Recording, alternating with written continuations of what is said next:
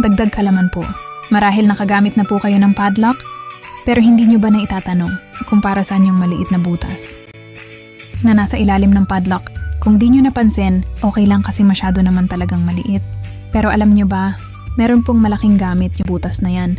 At pag nalaman nyo, mas mapapakinabangan nyo po ang inyong mga padlock sa mga bahay. Kadalasan, ginagamit ang padlock na exposed sa iba't ibang weather condition.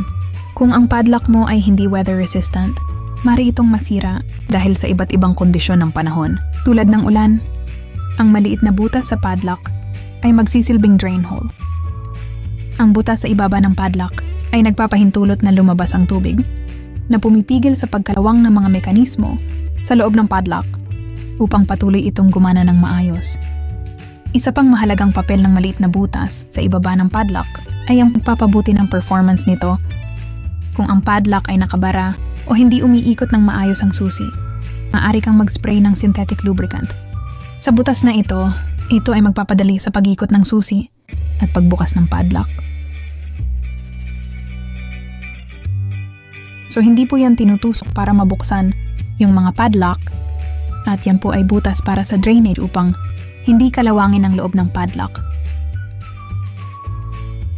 Sana po may natutuhan kayo at lagi tatandaan, mapalad po ang tao na nakakasumpong ng karunungan at ang tao na nagtatango ng kaunawaan.